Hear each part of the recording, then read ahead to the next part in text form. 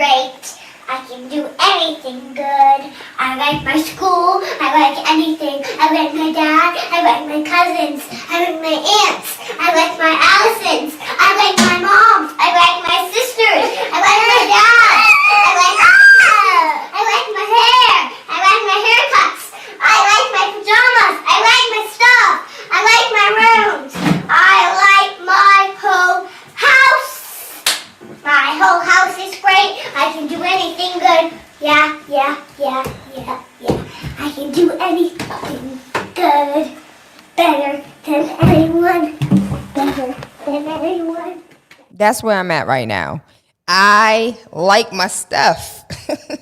I like my haircuts. I like my everythings. I am happy today, and I am happy because I choose to be happy. So I have some things that I could be complaining about, but that is not what we're going to do because I am blessed. When I think about the fact that I wake up every single day, my arms work, my legs work, the sun is shining, my heart is beating, and I can breathe in and breathe out. My mind is clear and my body is able. I am more than highly blessed, highly favored, and super appreciative for just where I am, who I am, and the things that I do, period. Yes, the things I do make me happy. I'm excited and I am happy because I can only complain about the things that I do not do. When I truly think about like how blessed I am and how dope my life is, the only thing I can really complain about are the things that I procrastinate on. Like, I cannot be mad about anything ever, and it's always about procrastination. It's always about something that I said I was going to do yesterday that I didn't quote unquote get to because I was either too busy scrolling through the gram, talking, texting when I should have been doing other things, just like outside of my own procrastination. Whenever I set my foot to do something, I set myself to do something and I followed through, things just happen. I remember when I was at Birmingham Southern, I had this professor. He was my advisor, but he was also one of my political classes. And he was like, Tayla, it's all about showing up. I promise you, everything in life is just about showing up. If you think for 5 seconds that these people that are out here that are successful because they have something you lack, that's not it. Like, don't ever think it's because you don't have something or you have something that they don't. It's always about showing up. And once you show up, the rest is easy. And so there have been so many times where I was mad at me for not doing that thing that I should have done, and that was to show up. And there are a couple things that I need to do today. There are. So in the light of transparency, some of the things that I am working on, because what job bless, no man can curse. So I do understand that sometimes you have to keep your business to yourself because not all, we said it yesterday, everybody praying for you ain't praying for you to be happy, peaceful, and abundant. Some people praying for your downfall, but what job bless, no man can curse. So I say we're working on getting the book into Target. We're working on getting the book into Walmart, currently on Amazon, currently in Barnes and Noble. So we are there. Everything I set my foot to do, I thought this was going to be impossible. I thought the book was going to be impossible. Then I set my foot to do it, and it's done. Like, it's done. And so I say all that to say, if there is something you're supposed to be doing today, please do it, because you're going to be mad at yourself tomorrow for not following through. And the only time you are ever really mad, even though we take our anger out on our children, we take our anger out on our spouses, we take our anger out on our employees and, everybody else who enters into our life. But the truth of the matter is, when you take a look in the mirror, the real person you're mad at is you for procrastinating. So get her done. Get her done. And I promise you will woosah, feel so much better. I need to give a huge shout out to Chantel. So Chantel is Calloway is the owner, creator of Rhymantics, and Rhymantics is like, it's a card game that's not really a card game. You pick up a card and I have to say all of these words that rhyme with this word, and that's how you get points. So I'm trying to think of what other game it's sort of kind of like, but there's really no comparison. So schedule. So the word is schedule. I have to make up a rhyme that rhymes with schedule, and I'm horrible, and I don't know why I picked this hard ass word, and I can't think of nothing. But I'm working on getting Chantel in the building so we can have maybe a little freestyle Friday real quick, and we can go back, do some battle rap with some Rhyme Antics. But I say that to say she recently got Rhyme Antics into Target, and that excited me. I woke up and was like, yo, had you did what you needed to do, the book could be in Target, but you over here procrastinating. And I know we as humans are like, oh, why did she get to da-da-da, why da-da-da-da-da-da? But for me, I'm like, yes, sis, get it. I'm super excited. I've been a huge Chantel Calloway supporter for years. We've been interviewing her ever since it was just a concept, when she was trying to find somebody to develop it. We've been here rocking with her for years, and this is a huge accomplishment for her. And so I'm super excited. I am not jealous. I don't have green eyes, but I do recognize that I procrastinated, and I too could be in Target if I wasn't procrastinating. So what is it that you are procrastinating on, and what is it that you are going to do today that you should have done or could have been doing over the last couple of days, couple of months? And I'm supposed to be skinny. That shit ain't work out, but I'm supposed to be a size 8 right now, not a 16. But the way me and my relationship with food is, my boo. Oh my gosh. Freaky Friday with food is every day. Every day. Every day. So shout out to Gwendolyn. Shout out to The Truth. Stafford Dugan. What's going on? Good rising, good rising. How are y'all? We gonna go ahead and take this. I don't think I'm Bluetooth ready. Good rising, how are you? I'm super fantastic. You live. That's what you is. You're live. You're live on air, yes.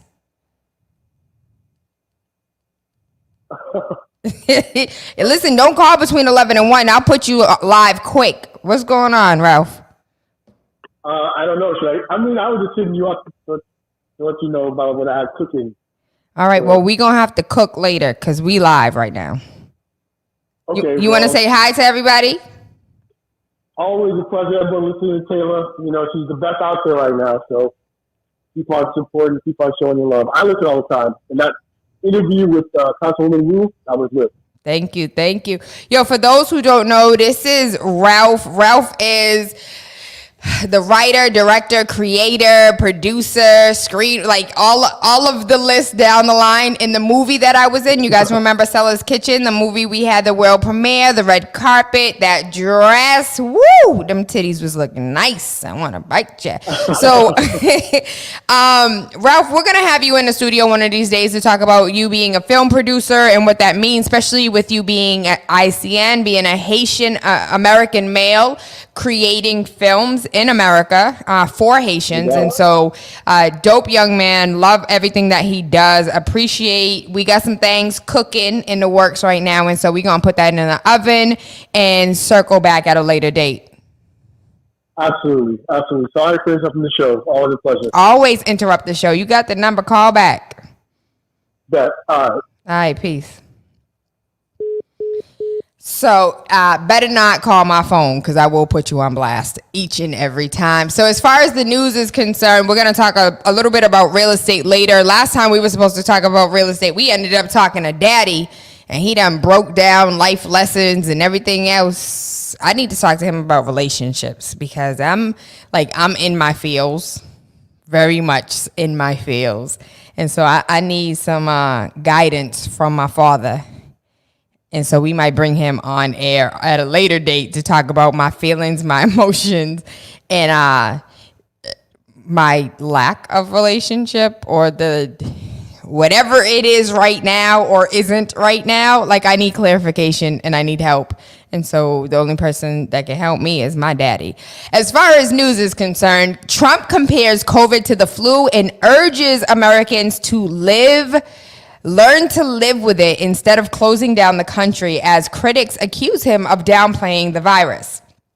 So President Donald Trump appeared to be, Lord. So yesterday when he came out, the first time I saw the video, it was like one of these. So I follow Trump supporters. I follow like Fox News. I like having unorthodox conversations. I like listening to the rhetoric of people who don't agree with the things that I agree with. I know what I sound like. I know what, I feel. I know how people that look like me feel, but I want to get the understanding and the nonsense. Like, I'm trying to get the language and understand people from the other aisle, from the other side, so I can, you can better construct argument when you understand what the other side is going to hit you with, right? And so I came across one of my Trump supporters on Instagram, and they was like, "I have the tiger in a bit right," and Trump came out, with his chest back, with his chest puffed up and his shoulders back, gasping for air. So he came out, "I of the tiger," and two things. So part of me is like, how you had coronavirus for a day and survived and perfectly fine. On Monday, he has coronavirus. On Tuesday, he's released from the hospital. And so it was just, a part of me is like, this is the greatest publicity stunt on earth. First of all, I just took all these vaccines. I bet you whatever medication Trump has, his entire family has stock or stock options. And so while y'all over here just now getting, he took it, I'm going to buy the stock of it, and I'm in all of these stock groups, and people going crazy. I'm getting this option. I'm getting that option. Turn around. He already pulled his money off. He already made millions.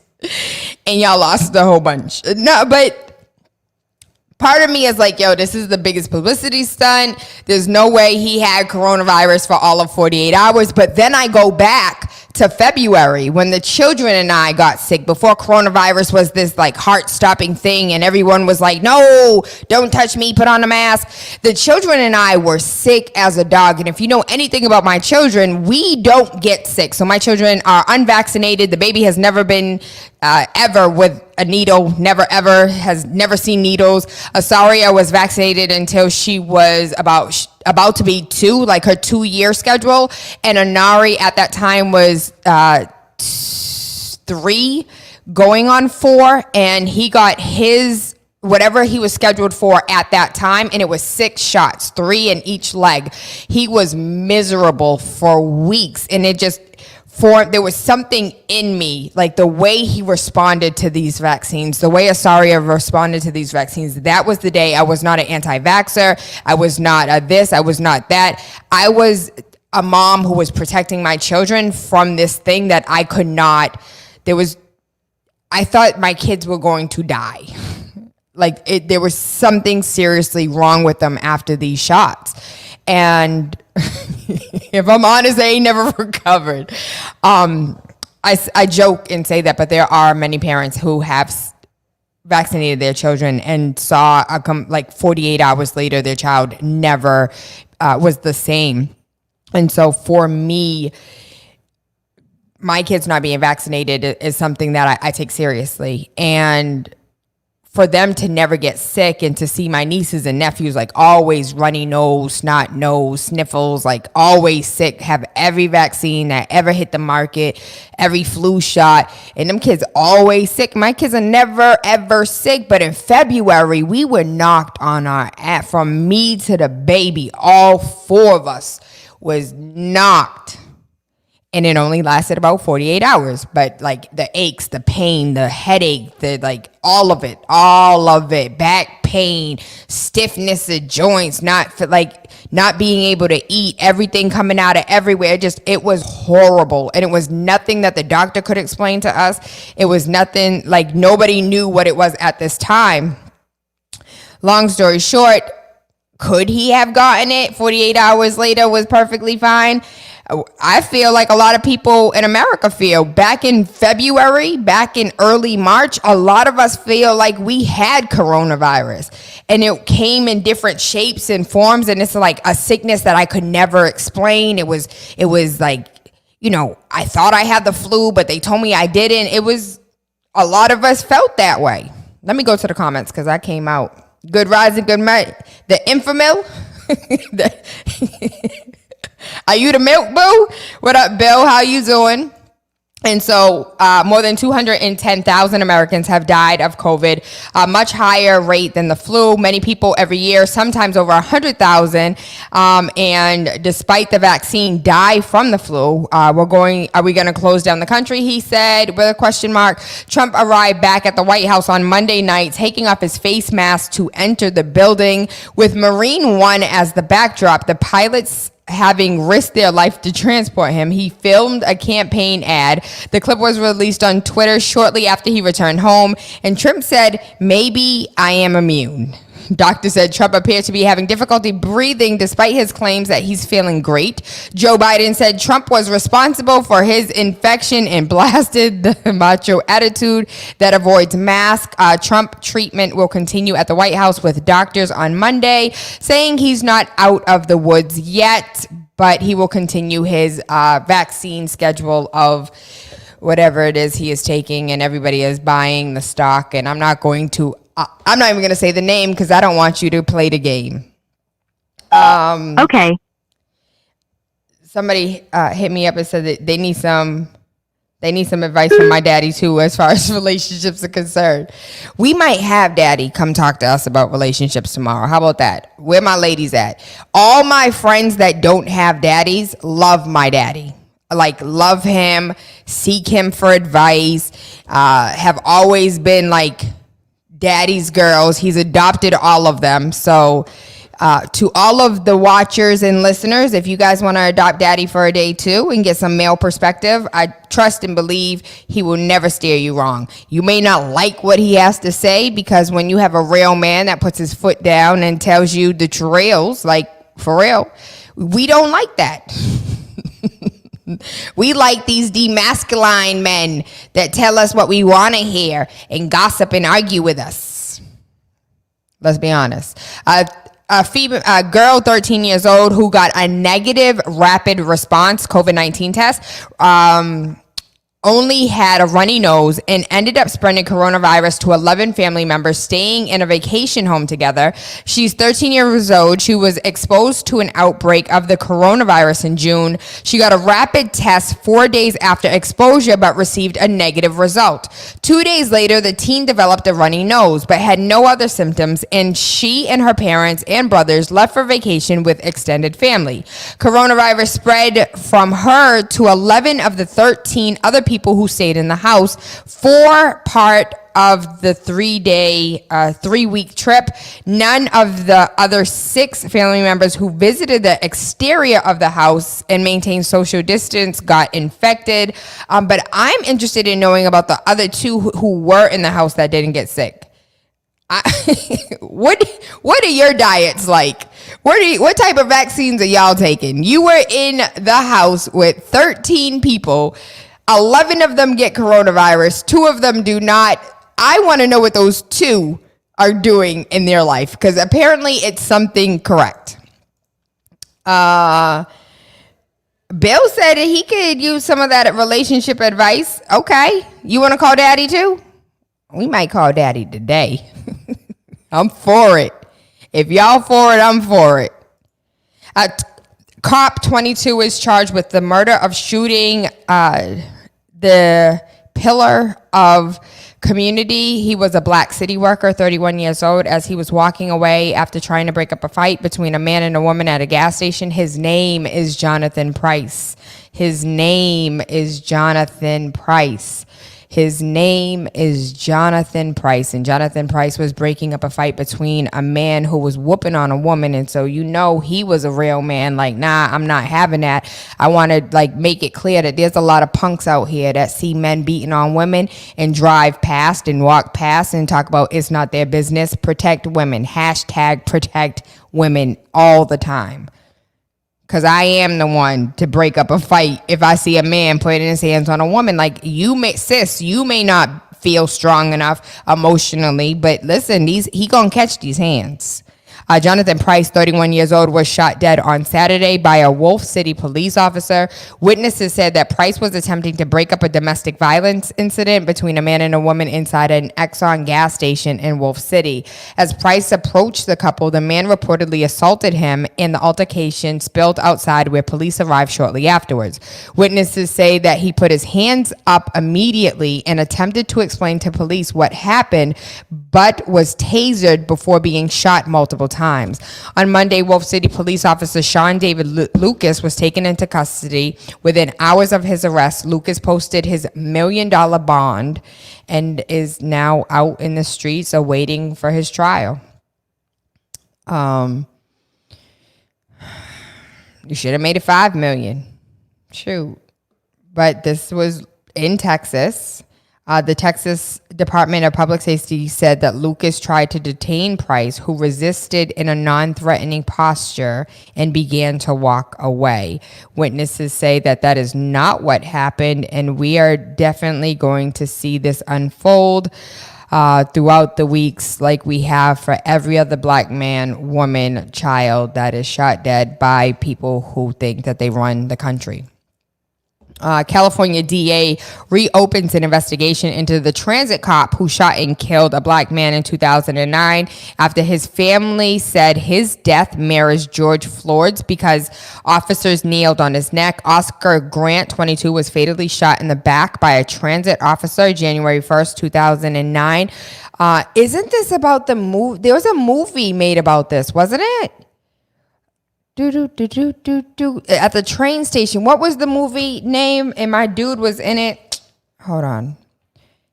Which y'all know this. They said, call my daddy. Call my daddy. Most likely the woman will be back with it. You right. You like my hair? Thank you. The girl who did it is expensive, baby. Like, she's expensive. I told her she's gonna need to give me some sale prices because the way my life is set up, she could afford a mansion at this point. No worry. We gonna call daddy. Just because you asked, we gonna call daddy. We gonna make it work.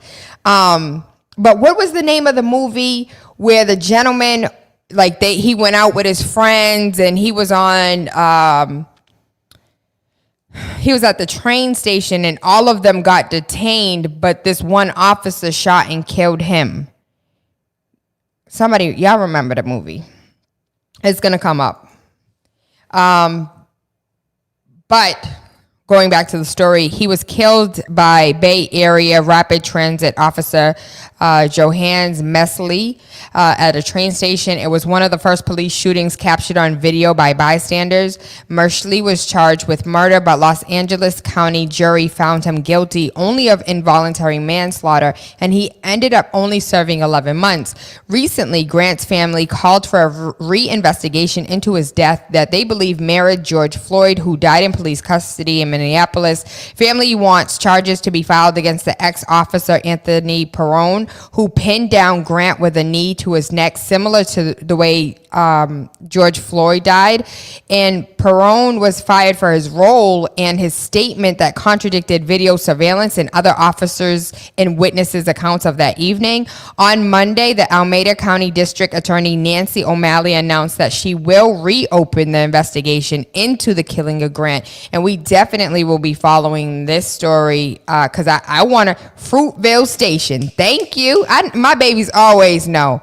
I always look to you for guidance because y'all always get me right. Thank you. Coronavirus can survive up to 9 hours on human skin, fourfold or 4 times longer than the flu can live on our hands or faces. This new study finds researchers mixed samples of the coronavirus with influenza A virus with human skin samples obtained from autopsies 24 hours prior. The flu virus survived for less than 2 hours on skin, while coronavirus lived for up to 9 hours. Both viruses were completely inactivated within 15 seconds of hand sanitizer containing at least 80% alcohol. The team says the findings show how coronavirus has a higher risk of contact transmission than the flu and the importance of hand washing. So first and foremost, let me just go down the long laundry list of what happens when you come to my house. And I think this is what everybody should be doing, not just me. So first of all, when you come in my house, you take your shoes off because you and your nasty ass feet that have been walking over spit, gum, food,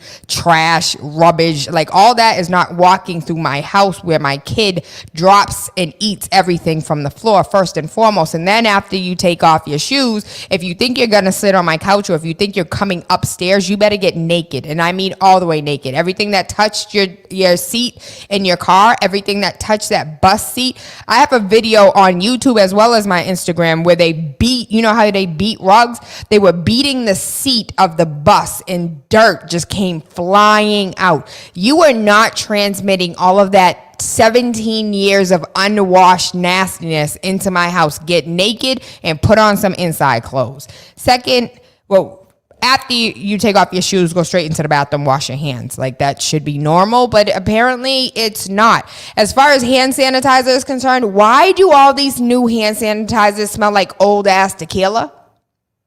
Please tell me.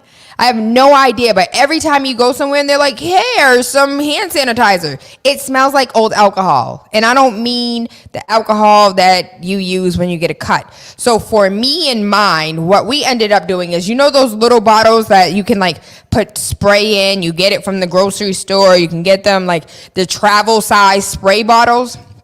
Fill that up with alcohol. What is it? Acetone, isoprone, whatever it's called. Anything over 70%, 80%, get you some alcohol and be done with it. Y'all over here trying to buy all different types of hand sanitizers.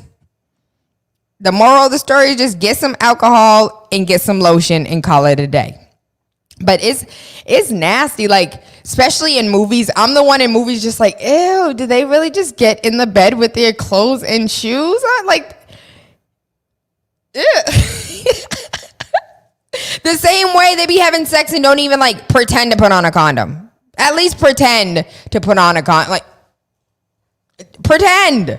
Teach these kids something. These kids think they could just go ahead, raw dog it because it in all the movies. In the movies, they don't put condoms on. Lord. Antivirus software creator John McAfee. If you guys, you guys know I love Twitter. I love Twitter more than I like Instagram, Snapchat, all these other platforms. Twitter is my go-to because it's like you get on the spot. Everything is updated right then and there. You know, you can find out what's going on in the city. You can find out what's going on in the world. You can search by hashtag. I love Twitter. And I follow John McAfee on Twitter. And what was the McAfee, you know, the McAfee, like when you get your computer, it's like update your McAfee, your antivirus software. Yo, he is a weirdo. He, in a good way though. Like I'm a weirdo. He's a weirdo. He's really weird. And he posted this one picture. It was just like, should I sit in the green chair or the red chair? And it has nothing to do with chairs because it's two chicks with their asses out in a thong. And he's just like, he's human. Sometimes you forget that these billionaires, these people who run billion-dollar corporations, you forget that they're human. They have a sense of humor. And so when I see him just posting like human stuff, like real life, I'm not a billionaire stuff, society has conditioned me to think that these people have like people doing their social media, keeping it all professional. And then when it's like asses out, you're like, okay, John, I see where your mind's at today. But he is arrested in Spain and charged with tax evasion for hiding cryptocurrency, a yacht, real estate, and failing to file tax returns from 2014 to 2018. He was arrested in Spain on Monday, charged with tax evasion. Federal prosecutors unsealed indictment against the creator of the antivirus software. And they said that he failed to willingly file tax returns, and the charges were announced shortly after the SEC allegedly claimed that he made $23.1 million in an undisclosed compensation from recommending 7 cryptocurrency offerings. The Justice Department said he failed to file tax returns. Allegedly, offerings were made on Twitter and were false and misleading. And so I want to follow this because John McAfee is a human who engages in human activities, even though he's a multi-billionaire. Just pay the tax, or you're going to be like Wesley Snipes and spending a couple nights in jail. And I don't want to see that from you, John, because those tweets are going to... I don't want to see that for you. Scientists transform spinach into a catalyst for batteries that can power anything from electric cars to military equipment. So if you know anything about me, I am a huge, I love technology in the sense of for the good. Now, I'm not a fan of Boston Robotics and their freaking dogs that look like Black Mirror. If you guys have not seen these robotic dogs, they are, you've seen Black Mirror, right? Where the dogs are supposed to be like these police dogs.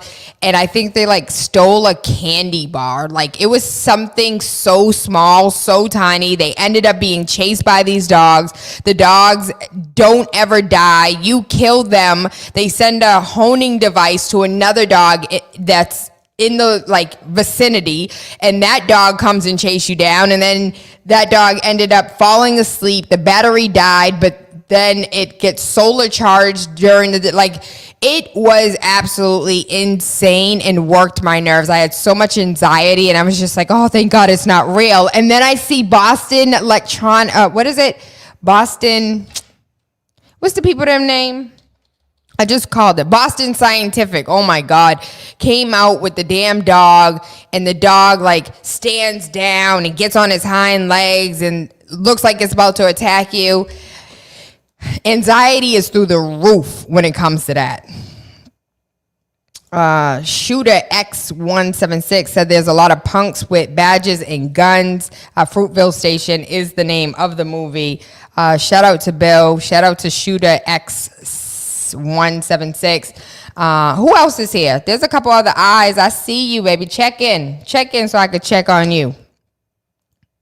But I do enjoy the fact that when you do use technology for good, there's a lot that we could be doing. All these buildings with all of these windows could have a small, a thin layer of, and I've read this 7 years ago, an article that I read where there was a technology school and the students came out with a film that you can put on glass that allows the sun to still come through the glass while also absorbing the sunlight to create solar energy. And so I'm every single building moving forward, if we really want to talk about going green, if we really want to talk about what we can be doing for society, for making the earth a better place, make it a better place for you and for me and the entire human race, we're not doing that. Because when it comes to buildings, we're not thinking green, we're not thinking smart, we're not all of these buildings, the top of the roofs could be used as greenhouses. We're not doing that thing.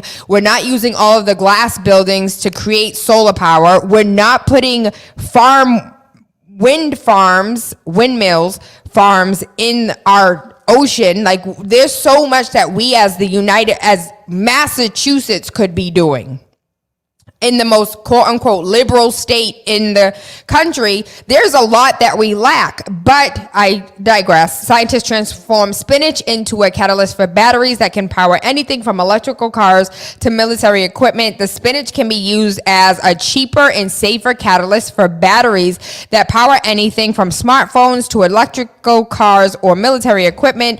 Researchers transform the vegetable into carbon nanosheets by washing, freezing, and grinding it, and then doping the results with nitrogen. They can be used in a hydrogen fuel cell and metal air batteries, and were found to outperform platinum-based catalysts.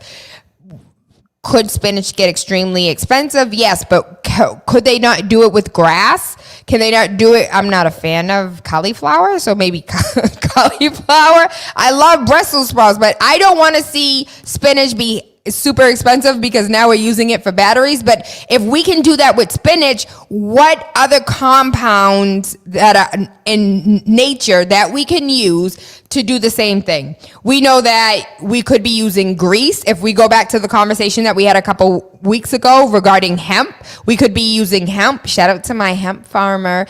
We could be using oils and all of these wasted oil. I know you got that jar above your sink or on your stove of the things you fried and the grease that you had to throw out. That could be gas. That could be your fuel system.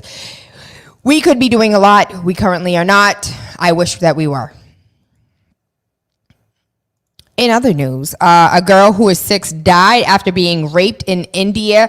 Parents did the same thing Emmett Till's mama did. The parents laid the child's body in the streets in protest, demanding the arrest of the negligent police officials. The 6-year-old girl was at home in India with her siblings when she was raped. Reports from India say that the accused is the girl's cousin and has been arrested. The assault took place 10 days ago, but the girl succumbed to her injuries later on today. In protest, her parents reportedly blocked a road with the girl's body and demanded, we want justice.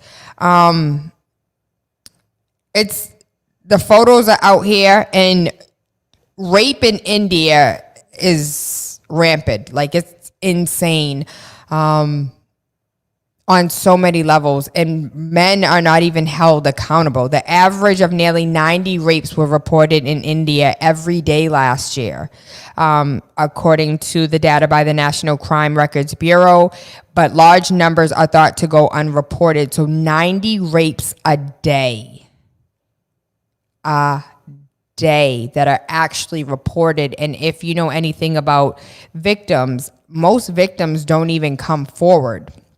In India's 200 million low caste, so we talked about Kamala Harris and when it came to the caste system and how, you're either super light skinned and super wealthy and higher on the caste, or you're dark skinned and broke and lower on the caste. And there's over 200 million low caste Indians that have long faced discrimination, and attacks have increased during coronavirus pandemic. And so my heart goes out to the parents, and I could not imagine for 5 seconds, being raped to the point of death. Literally death. All I can say is God bless her parents. I don't know what that even looks like for the family, because it was a cousin that did it.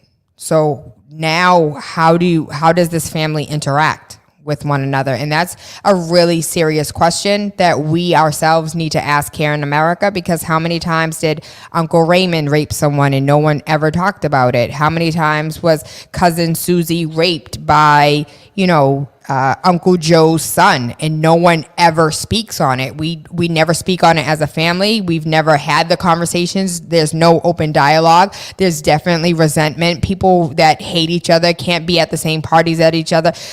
We never talk about Uncle Chester, the molester, that everybody knows he's touched once or twice, and the parents never did anything. And so I think maybe that's a conversation for like the psychologist or psychiatrist that can kind of maybe give us some history and some background into it as well.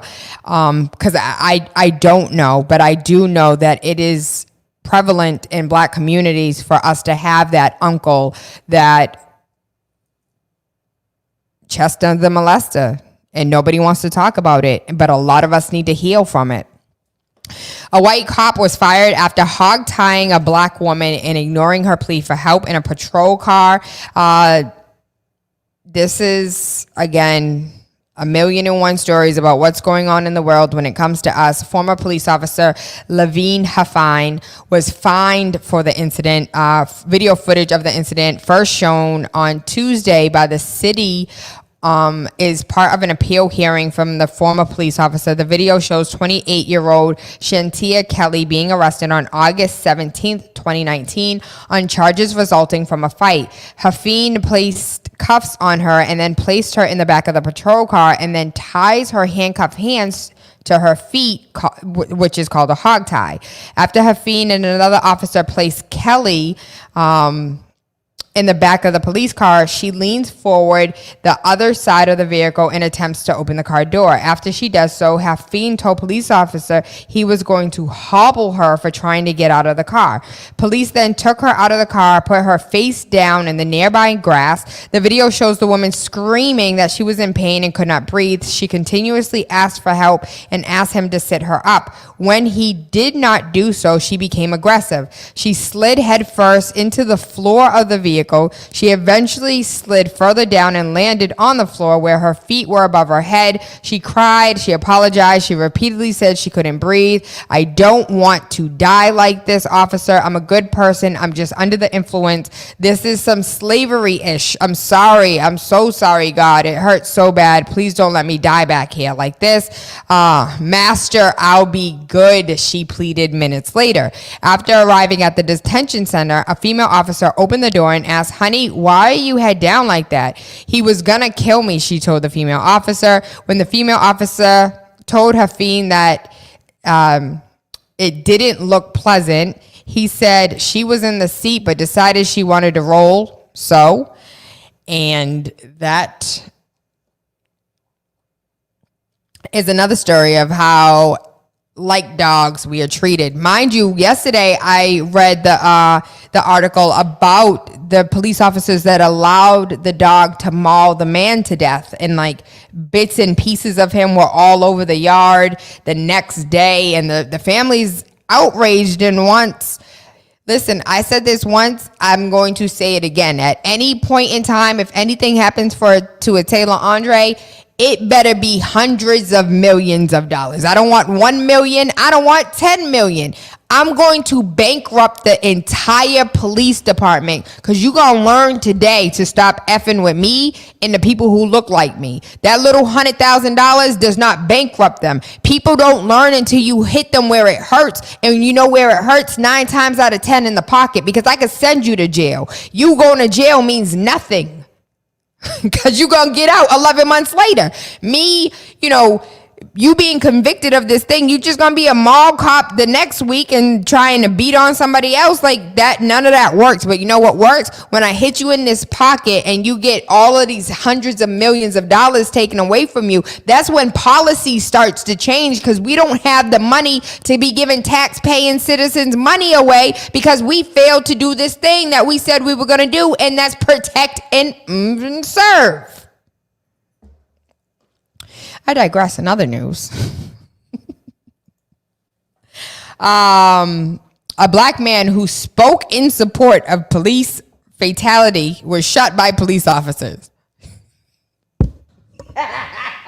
Listen, I'm not happy that you got shot. I don't even think it's funny that you got shot. What I think is humorous is the fact that at any point in time for a black man to stand up and say, police have good intentions, they are doing their job, and then for your ass to be shot, my dude, this is a problem.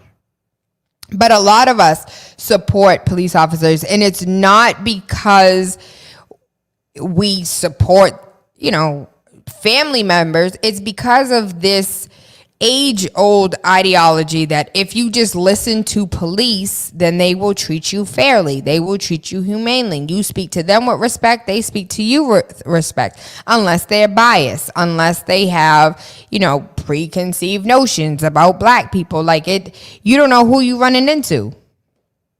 Ever. You don't know. This happened yesterday with these damn ads. The Obamas and Doc McStuffins creator Chris Nee team up on animated preschool series for Netflix, which is I love how Doc McStuffins is so chocolate. So maybe you don't know, but when I was young, I used to hate that, she thinks she's cute because she light skinned. No, I am envious because you're chocolate. I want to be chocolate. I never enjoyed being light skinned, not a day in my life, not even today. I like the sun because I want my melanin to pop. I tan naked because I don't want no tan lines. I want to be chocolate,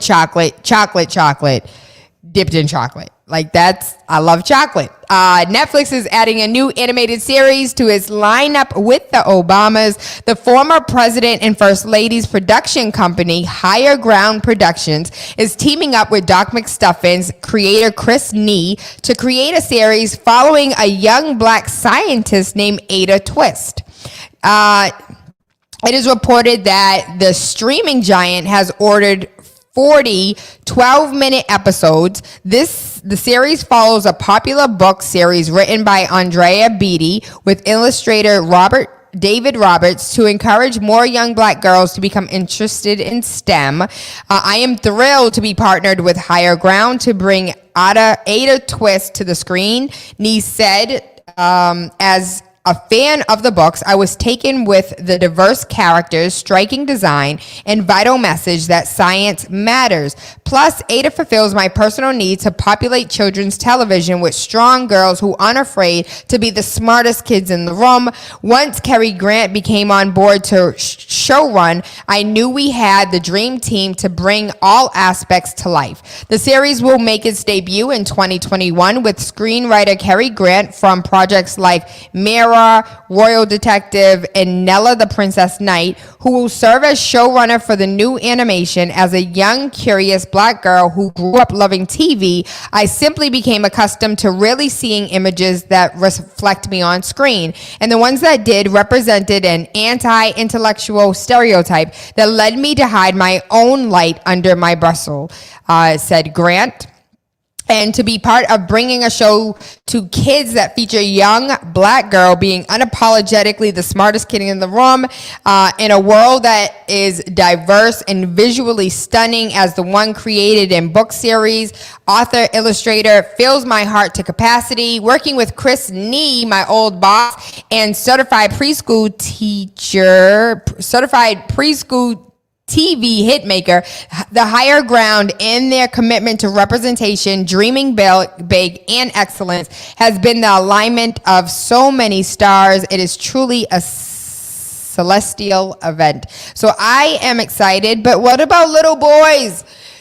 Doc McStuffin and Ada are little beautiful black little girls, and all my baby got is Little Bill. I did enjoy Little Bill for a long time though, with the kids. So we're gonna take a really quick break because this little boy thinks that it's okay for the teachers to be calling me while I'm at work regarding him not being in school. So give me a second and we will be right back. So Please leave your message for 85. DND, huh? We're going to take a quick break. Please leave your message.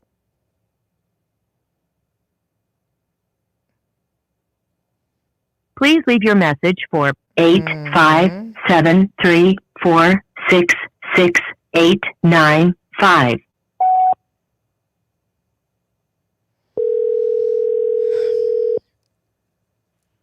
Hi, Mother. Bobby, Yeah. you okay?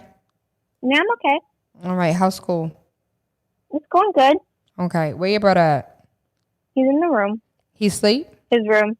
No, he's wide awake. Ask him why the teacher on my phone. Why'd you call me? Because I called his phone back and it's on DND, or it's off or dead somewhere. Ben. Mom wants to know why the teacher's on her phone. What teacher? This teacher you supposed to be in class with. The psych teacher. Oh, I did talk to her. Yeah, she just talked to me too. She? Or he, whoever it is. He doesn't have a she psych teacher. Whoever the damn teacher is, the teacher on my phone. What is it a dude? Okay. Okay. He said he just talked to his psych teacher. Okay, but is he in class? Are you in class for psychology? My laptop not working. That's why I just talked to him. I just called him. He said it's all Mommy has a laptop downstairs. Go get my laptop and plug it into the TV. She said that she has a laptop downstairs. Go get it and plug it into the TV. Because the screen broke, so you're going to have to plug it into the TV so you can do what you have to Because the do. screen's broken, you're going to have to plug it into the TV.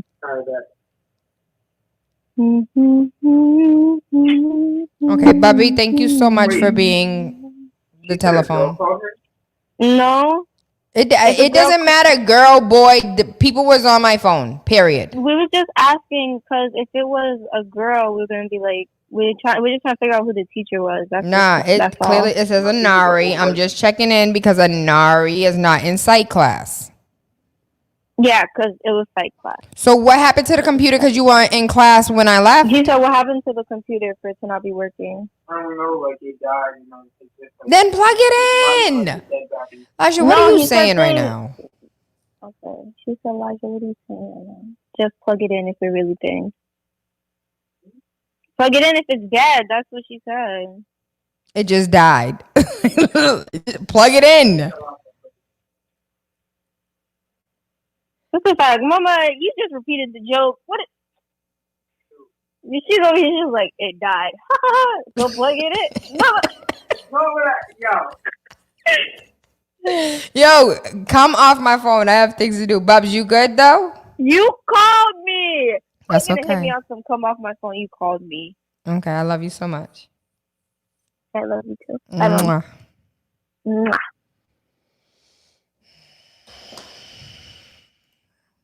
Good rising, good afternoon, good evening, or good night. I am Tayla Andre. Waking up with Tayla Andre has absolutely nothing to do with the time of day we link up, but about waking up your third eye with unorthodox conversation leading to universal consciousness.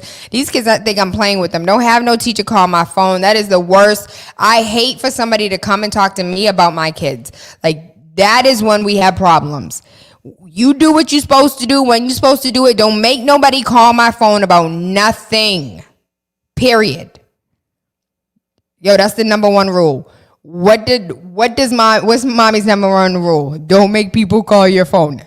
Then we're good. We're good. Everything after that. Arrested. We are going to, it's 12 already. Y'all want to call daddy real quick before we get into this thing? Let me see by a show of hands. Let's see if daddy's even available. Do do do do do do do. Hey. Do do do do do. Do. I bet you he's not gonna answer because we want him to answer. It's 12 o'clock. He probably watching like, nope, you ain't gonna get me today, Tayla. Hey, babe. Hi, Daddy. Hey, what's up? Daddy, we have questions. Man, you know I'm at work and I'm a little busy now. Oh, you're at work right now? We had Yes, relationship questions. There's a bunch of us on here that we wanted to ask you relationship questions. Okay, you got 60 seconds. Go. Daddy, that's not enough time for me to even ask the question. Yeah, I got two. Okay, I'm at work. so when you call us back, or maybe tomorrow, can we be on your calendar for a relationship session? Yes. Okay, you really trying to get us off the phone. All right, I love you, Daddy. Yes, I gotta go. Okay, love bye. you too, baby. Bye.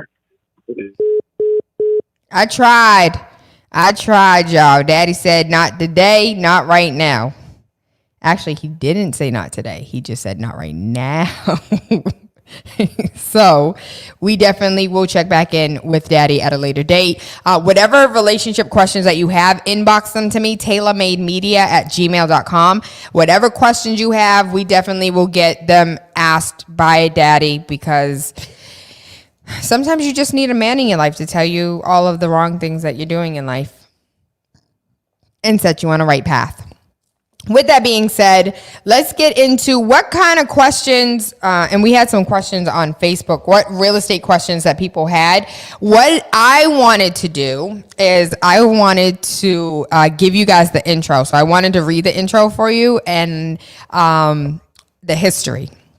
And so, with your permission, I would like to read to you Finally Home, the step-by-step guide for people preparing for first-time home ownership by Tayla Andre. And so the back of it says, over the years, I've witnessed unhealthy gatekeepers withhold valuable information from potential buyers in real estate. I find this both shocking and appalling. These are people who are the reason why we exist.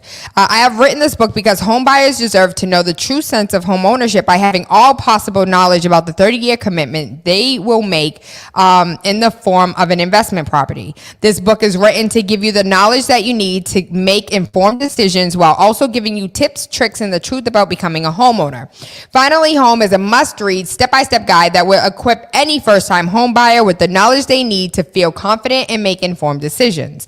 This book provides answers in simple and clear terms to most, if not all, of the questions that you may have about credit, home ownership, and generational wealth. Finally Home equips the reader with the confidence to be engaged with the home buying process without feeling vulnerable or exploited. Tailor-made real estate easy is not just a catchy hashtag, it is my goal. A goal to simplify one of the most challenging processes you will go through as an adult, a goal to educate you properly on credit and teach you the strategies to finding the home of your dream. It is not just a good book or an easy read, it is the secret to a seamless home buying experience. Bill said he's taking real estate classes right now. There you go, baby. Congratulations to you. I am super proud. And I will make sure that we save this question and get it over to Daddy. I see you. Get him back.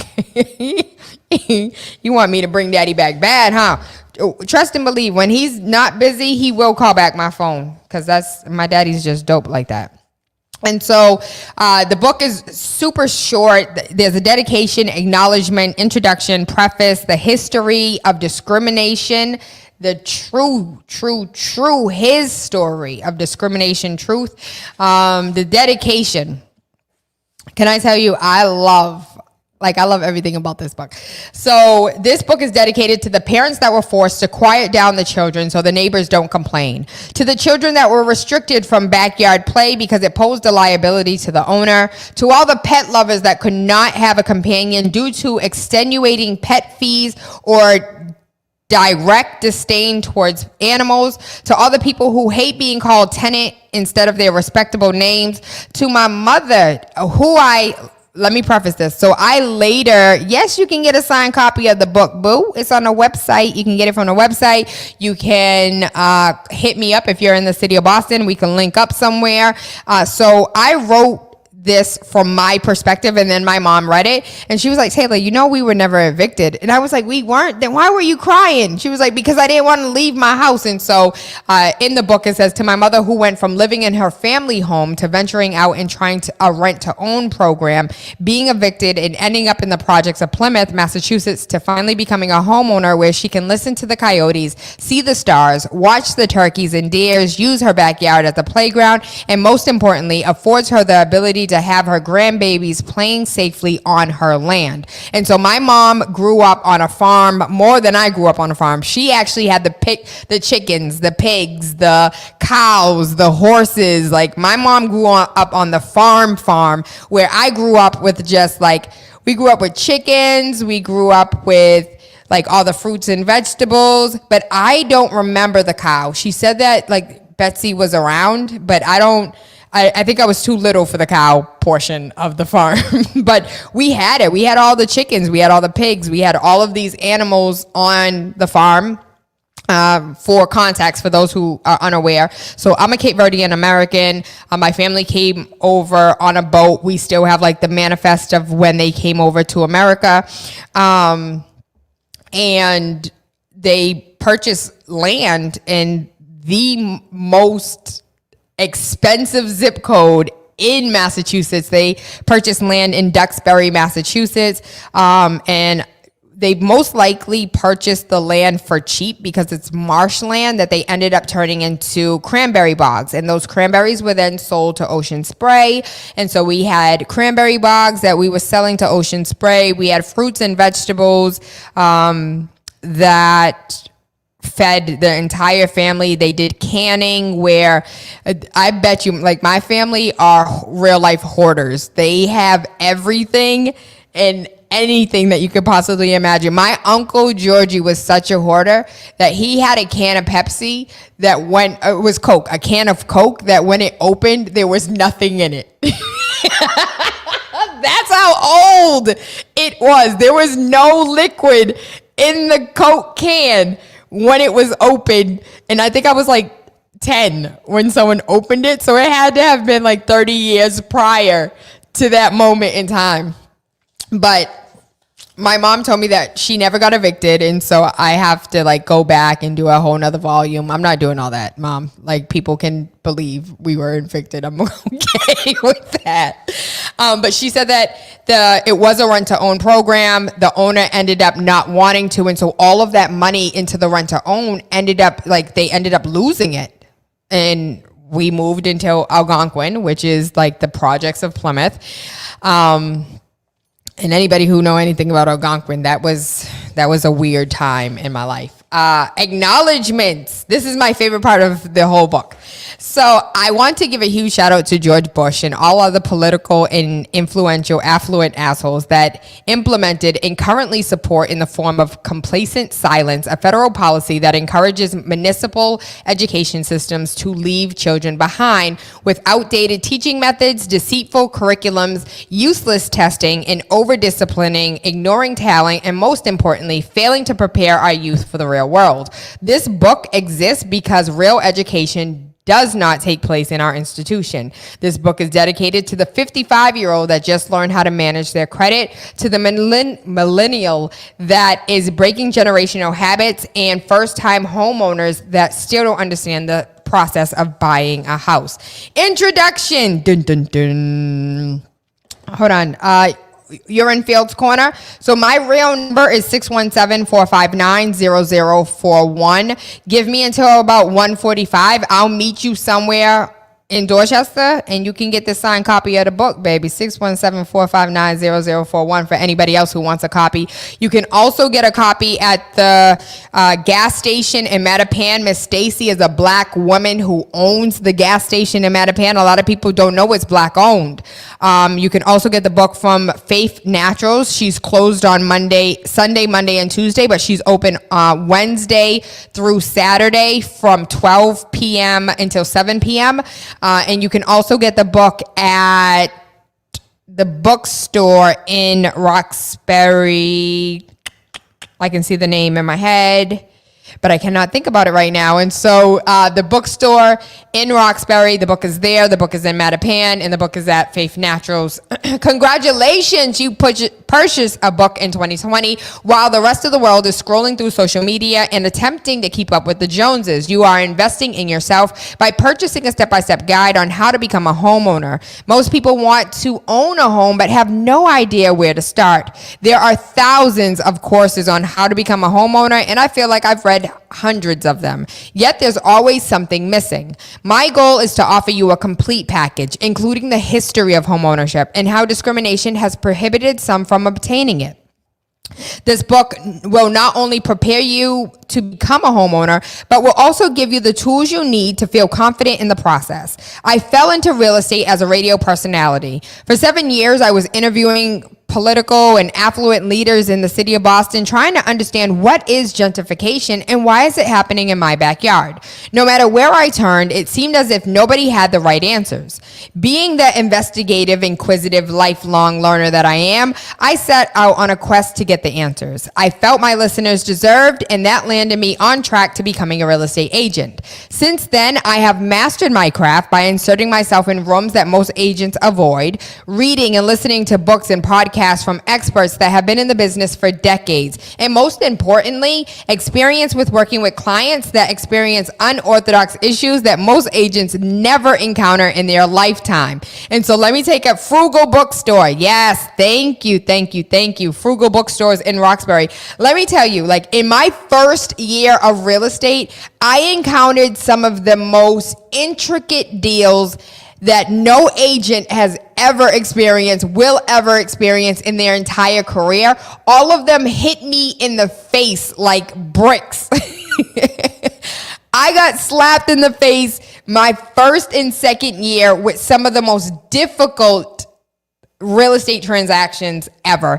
From a short sale gone wrong to mistake that I can never take back. Like I effed up. Like my first year was like brick 1, brick 2, brick 3. You know when you watch cartoons and somebody's like juggling the bricks and then you hit like boom, boom, boom, boom, boom. Yeah, that was me my first 2 years of real estate. So my learning curve, it was the first 2 years through the roof because of what I experienced. My principal broker, Alex E. Edwards, he loved when I say his name in public. He'd be like, yes, Tayla, you Alex E. Edwards asked me, how do you find these people? The truth is, people find me because I am dedicated and motivated to serving the people in the community that I love and grew up with.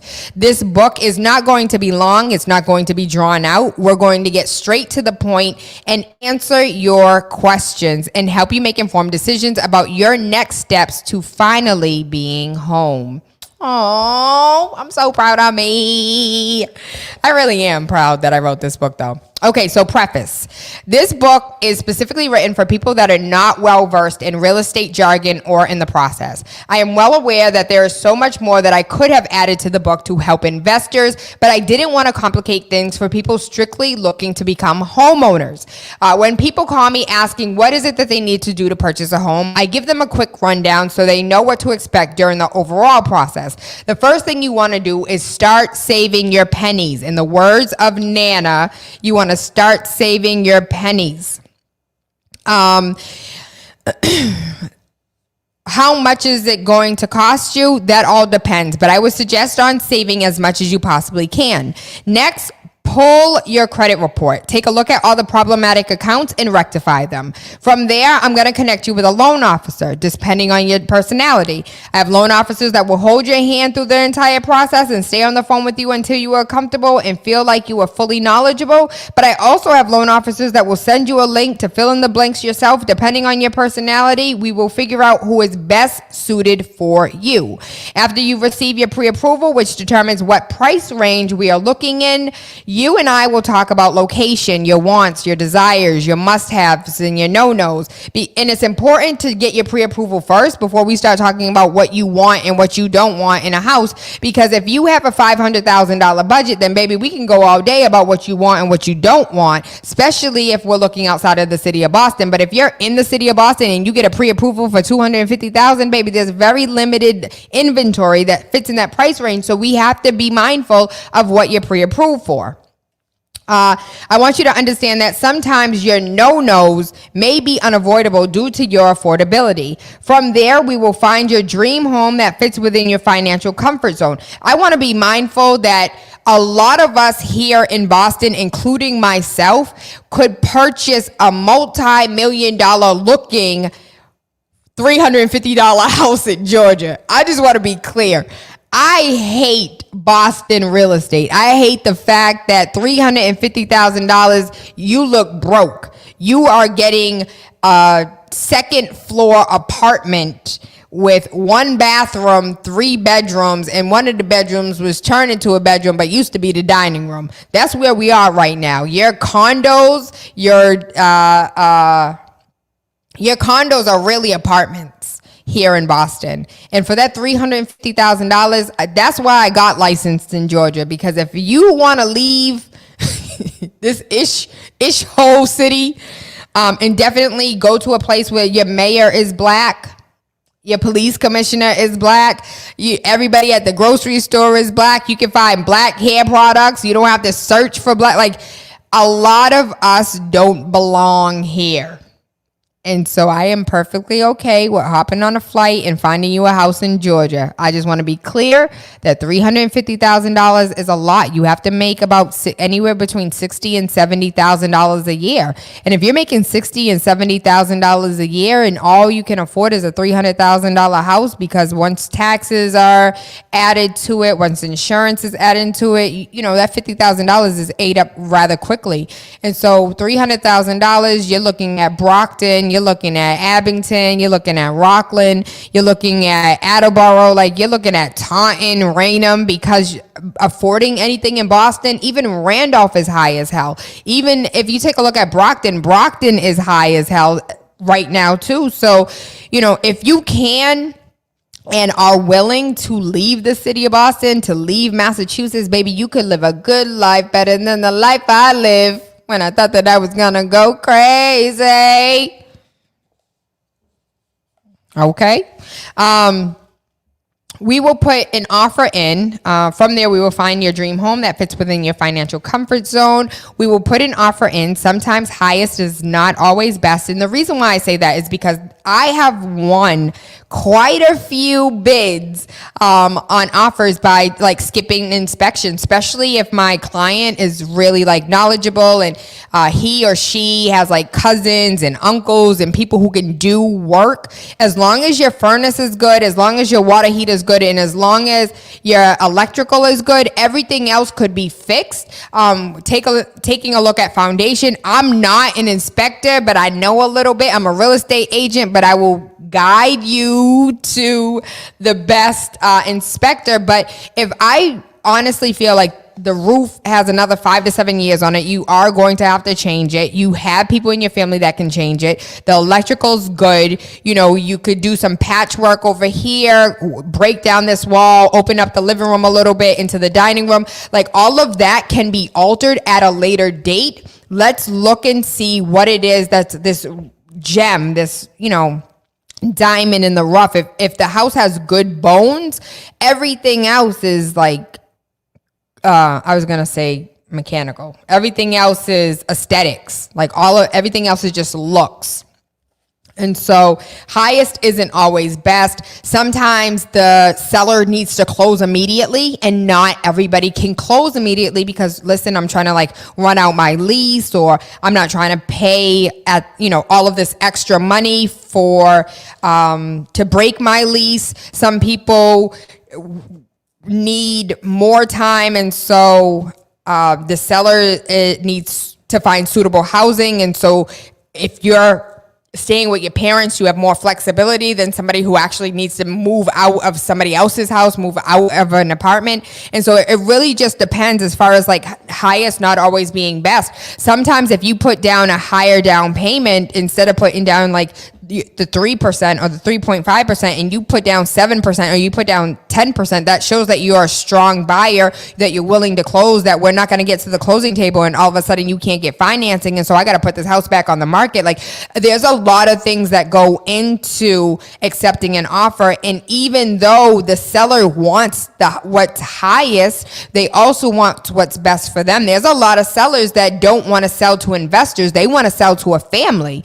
And so sometimes putting in that letter with a picture of the family, and we really want to make your house our home type letters. I use those all the time. That's my secret sauce. It's like, yo, write a letter real quick and put the baby's picture on top. all that works. Highest isn't always best, but some people think, you know, I'm gonna go ahead and put the highest offer, and sometimes you look greedy. you really like it's every transaction is different, every house is different, every seller is different, and every buyer is different. And so you just have to like kind of feel out everything and get an understanding for all parties involved to see what the best move is. One of the things that I found as well being a real estate agent is sometimes real estate agents just want to work with who's going to give them the least amount of headache. And so there have been times where my client won the house, and in the sense with the way the market is set up right now, it is a form of winning. And it is because the market is so saturated with buyers, though the inventory is so low. And so sellers can be extremely picky and high sedity and have an attitude because they can. They absolutely can. I want $17 million for this house. Well, is it worth it? Sometimes it's not, but everybody wants the house, and so people are willing. Right now, a house on the market for $350,000 is being sold, even though it's listed at $350. So, let's put in an offer for $350. That when you look in after the house closes, it sold for $389. Like, how is that? That's $39,000 above listing, above asking. How? And it's because so many people are willing to like throw money at a house that they want, that they feel like this is home and I want it and I'm willing to go above and beyond and jump the highest for. Sometimes that is the right strategy. If you're pre-approved for $350 and the house is on the market for $350, sometimes you have to go back to the loan officer and say, listen, what's the wiggle room? Can I add another $10,000? Can I add another $15,000? I really want this house. And even if you are, then again, put in a tight mind and putting yourself in a position to be house poor, which means a lot of your finances are going back and going into the house, and so you don't have a lot of disposable income because you're paying it all for your home, which is not a great tactic, though some people do it, especially if, let's say, for instance, I, as a wife, am purchasing a home. My husband is not on the loan, but yet I know he'll be able to sustain the rest of the bills, and so I'll push myself to the max, knowing that I have another income in the household. And so again, it all depends, like different families need different things.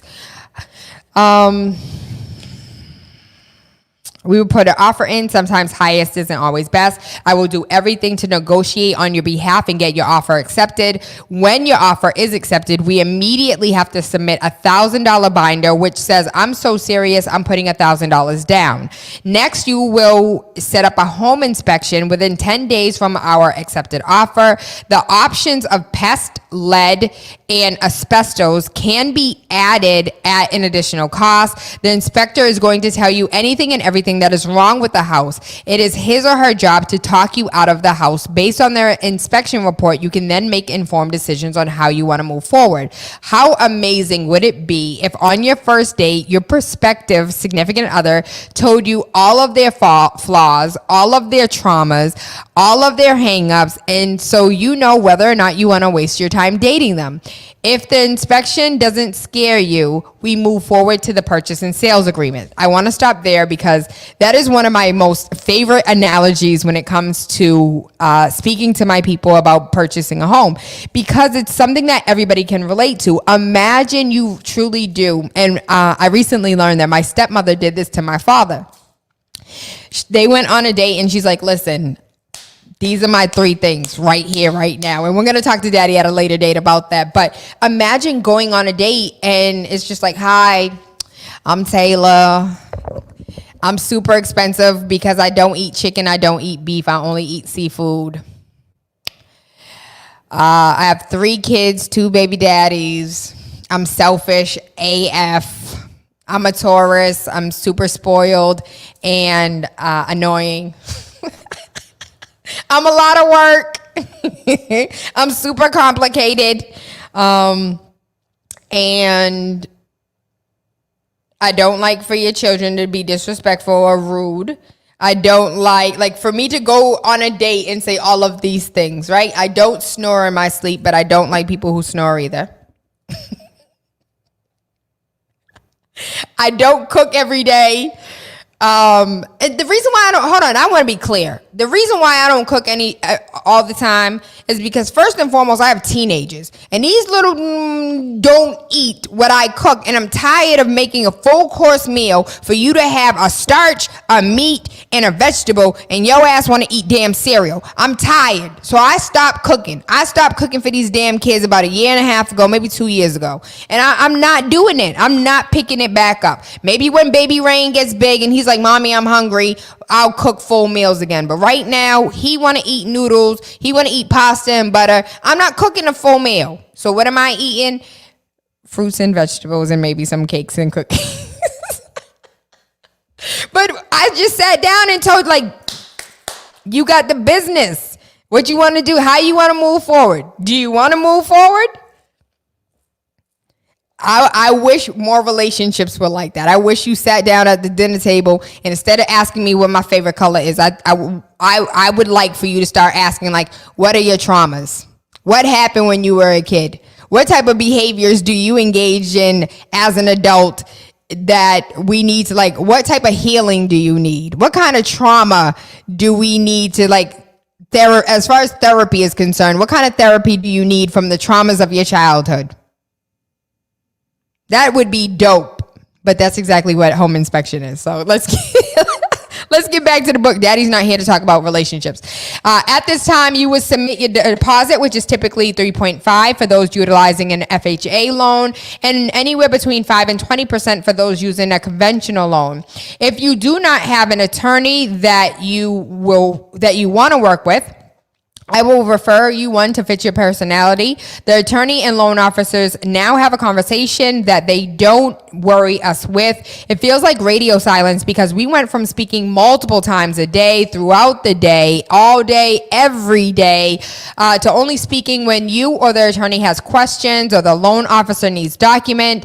Next, an appraisal will be done. When the assessment is complete, we find out whether or not you are paying less for the house than we initially offered. And this is because no bank is ever going to pay more than what your home is worth, or we find out how much equity you're walking into. So I just want to take that and break that down a little bit. And maybe I could have broke it down a little bit more in the book. You let me know how you feel. And so when it comes to an appraisal, we recently read the news article about the interracial couple, family. The wife was black, the husband was white. They had all of this regalia of, black excellence in the home. They went ahead and got an appraisal, and the appraisal came back $100,000 less than what the neighborhood would support. And so they went ahead and took all the black everything down off the walls. The white husband answered the door. The white husband showed the appraiser around, and now their appraisal is $100,000 more than what it initially was, which also supports what the market is saying that the house is worth. And so we do know that humans are biased and humans conduct the appraisal. But one of the things that people don't know is the bank is conducting an appraisal to see what this house is worth. And so you technically are not the one buying the house. Technically, the bank bought the house outright. $350,000. Here you go. Here's the money. You end up paying the bank back the money that they paid for the house. So I just want to be clear because a lot of my clients don't understand how that works. And so I just wanted to clarify and make it known, like, how appraisals work. If you guys have any questions, hit them in the comment box. I definitely will get to them. And as far as equity is concerned, so let's say we're purchasing the house for $350,000. The bank comes out, the appraisal finds that there's an extra bathroom down in the basement that somebody did without permit, but it looks gorgeous and it's beautiful and it adds value to the home. There was also a deck that was added to the home without permits. Okay, so that adds a little bit more. And so even though we are purchasing the home for $350,000, the appraisal came back that the house is worth $365,000. You are now walking into the home with $15,000 equity. What does that mean? If you wanted to, you could refinance, pull out that $15,000 and use it to whatever it is you want to use it for. That is how appraisals work. But let's say, for instance, we're purchasing the house for $350,000. The appraiser comes in and, the bathroom is leaking and needs some work. The fixtures are old and there's a boob light on the ceilings. The refrigerator is old. The kitchen needs to be updated. All of the other houses are recently flipped, and so they all look gorgeous. Stainless steel appliances, granite countertops, hardwood floors. They're just sexy, right? And your house needs a little work. And so the appraiser comes back and says, this house is worth $339,000. There's some work that could be done. The bank's saying, listen, we're not paying $350,000 if the appraisal just came in at $330,000. Like, that's not the way we're not doing that. We're not paying $20,000 over. And it's just like if you go to the grocery store and it says that a can of soda is $1. You take it to the register and it's $1.50. You're like, I'm not paying an additional 50 cents. The sign says $1. Where does additional 50 cents come from? They have to fix that. And so that's very similar to, but not really, how it will work with the appraiser, the bank saying, we're not paying that. And now at this point, you have two options. You either go back to the table and say, the appraisal came in at 330. This additional 20,000, we're not pre-approved for that. We're doing all of this through loan. So we now want to, take this offer back to what it was appraised for at 330. And so they can either say yay or they can say no. Nobody really wants to put the house on the market because now, especially if it was a FHA loan, it goes into this directory of like the house. This is what the house was appraised for. So nobody will ever pay more than what the house is appraised for. No bank will ever pay more. It doesn't matter what store you go to. You're not paying $1.50 for a can of soda that is really $1, period. And that's the same ideology, though it's not the same, we're comparing apples and oranges here, but as far as the fruit is concerned, it's the same fruit. What else I was going to add to about appraisals? Let me know if you have any questions. I believe I covered everything that I wanted to cover.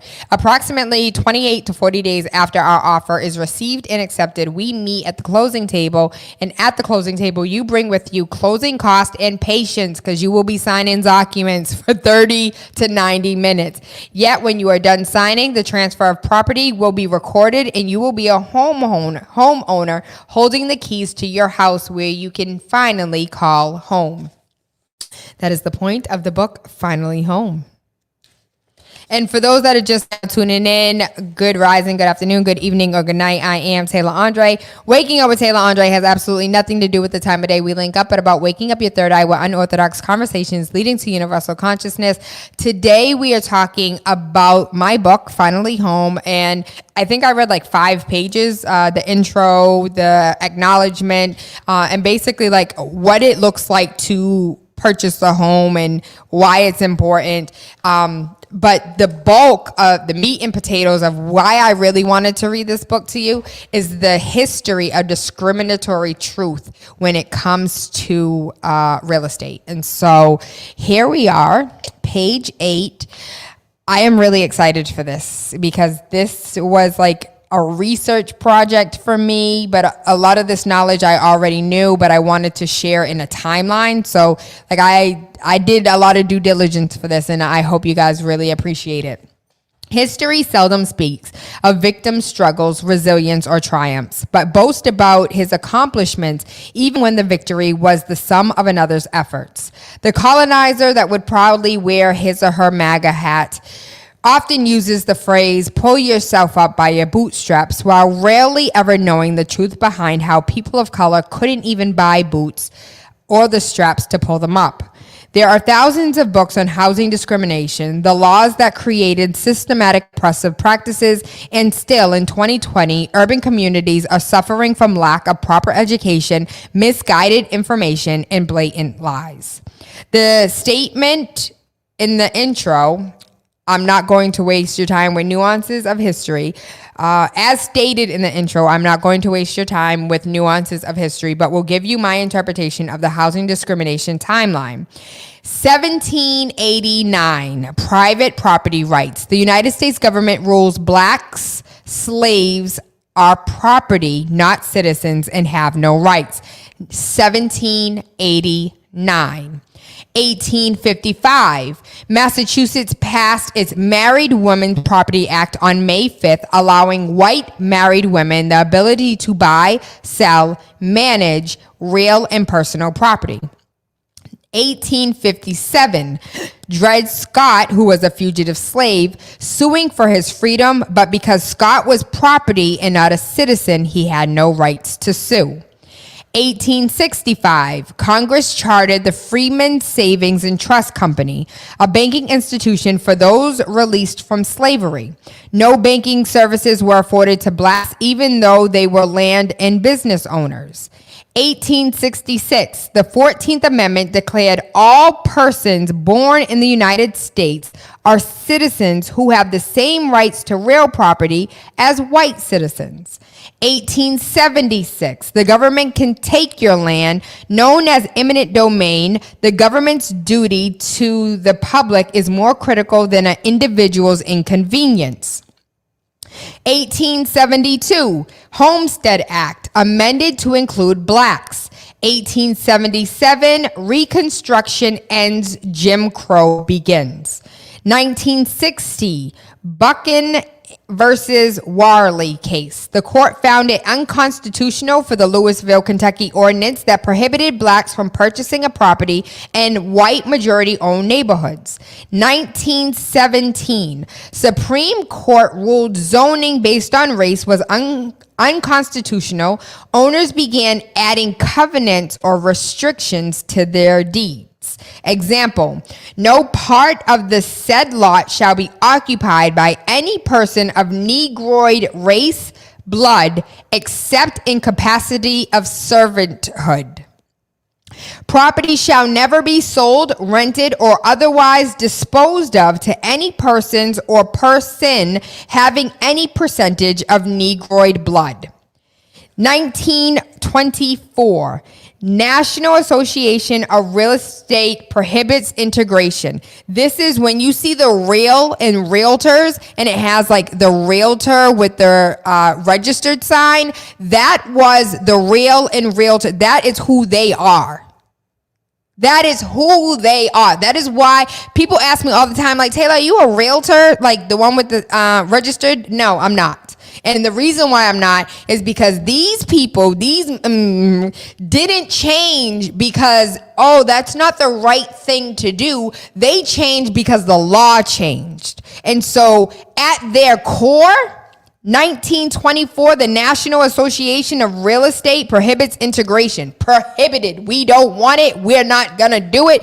Nah. A realtor should never be instrumental in the introducing into a neighborhood a character of property or occupancy, members of any race or nationality, or any individuals whose presence will be detrimental to property values in that neighborhood. Period. And somebody want me to call daddy. I promise you, if daddy was available, he would have called back. He didn't call back, so he's not available. And he didn't even text. He would have texted if he was like, oh, baby girl, just, call me back. Only because I'm a stalker, though. Is it ringing? It's not ringing yet. Daddy put us on Do Not Disturb. That's why. It ain't gonna ring. I don't know. But it ain't ringing. There it go. If you don't answer by the third ring, we hang it up. 2. Hi.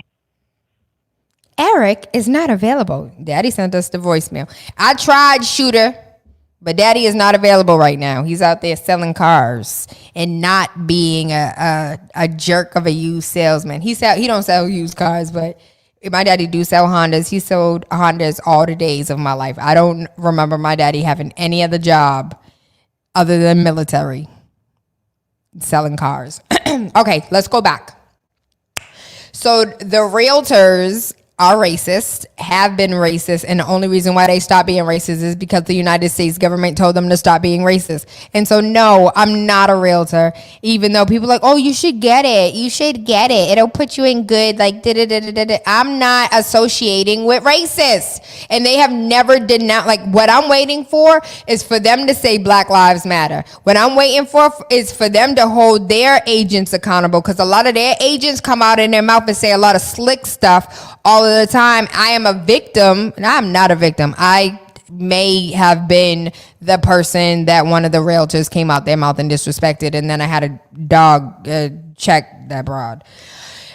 Anyways, a realtor should never be instrumental in the introduction into a neighborhood, a character of property or occupancy, members of any race or nationality, or any individuals whose presence will be detrimental to the property values in that neighborhood. 1933, Homeowners Loan Corporation, created by President Franklin D. Roosevelt, part of the New Deal.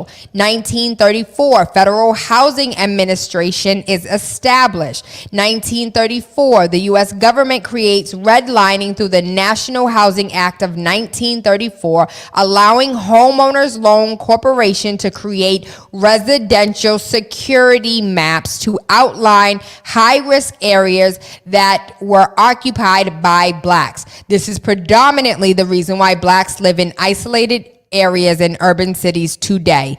History, baby. His story of why you don't know about homeowners. This is the reason why a lot of us know nothing about nothing when it comes to purchasing a home. Shooter Daddy is working, but tomorrow we will reserve the right to occupy Daddy's time by an hour. And if I have to call his supervisor, that's exactly what we would do. So we can have an hour of his time tomorrow to talk about relationships. So I can get my relationship, not really a relationship, but so I can get my situationship. I don't know what, we've been in a relationship for years.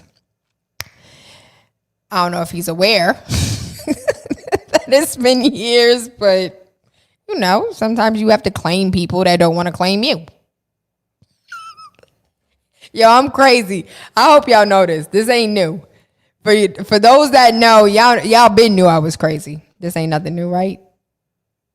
The U.S. government created redlining in 1934 through the Federal Housing Administration Act of 1934 and 1936. The FHA promotes racial segregation. The prohibition. Lord have mercy. Can we read? Prohibiting of occupancy of properties except by the race for which they were intended. The race in which they were intended. Let me tell you, every single time you look at a house back in the suburbs, that house was not intended for you. Legally, that house was not intended for you. The United States government intended that house not to be for you. On purpose, there are policies. Like, I need people to understand this, because we as black people didn't wake up one day and say, I want to live in a ghetto. I want to live in the urban community. No one said, I want to live in the inner city of Boston. What the government said was, you are prohibited from occupying properties except by the race for which it was intended for.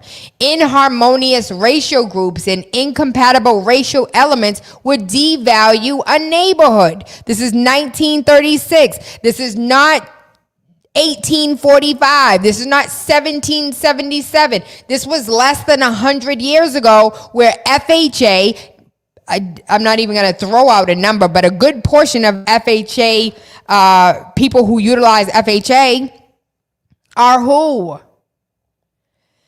1944 GI Bill or Servicemen's Readjustment Act afforded 63,000 white veterans home ownership opportunities. Non-whites used less than 100 out of 63,000. Less than 100 non-whites were able to tap into the GI Bill to purchase a home. 63,000, less than 100. 1947, block busting, real estate agents deceiving whites into white flight. Blacks are moving in. It's time to move. It's time to go. They're coming. They're coming. They're coming. 1948, the Supreme Court ruled against racially restrictive covenants. That means deeds that prohibited blacks from purchasing properties could no longer stand. In 1967, Kerner Commission. Our nation is moving towards two societies, one black, one white, separate and unequal. 1968, Martin Luther King Jr. is assassinated. 1968, President Lyndon Johnson signed the Civil Rights Act of 1968. Amendments were made to the 1964 Act to include housing and is also known as the Fair Housing Act that prohibits the discrimination concerning the sale, rental, and financing of housing based on race, religion, and national origin. It was later amended to include disabilities and family status.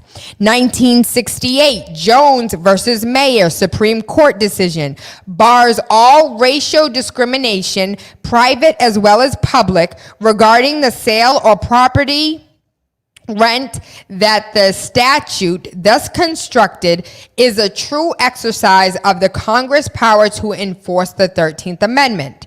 1973, Donald Trump and his daddy are sued for racial discrimination. 1974, Fair Housing Act is amended to include sex. 1974, Equal Credit Opportunity Act. Creditors can't be discriminatory because of the race regarding the loans. 1974, loan officers could not discriminate against your race when obtaining a loan in 1974.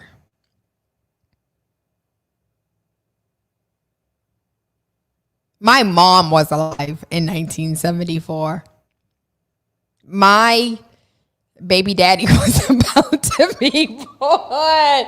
Hobbieson's you old. No, Hobbieson's not 1974 old, but 1974 wasn't that long ago.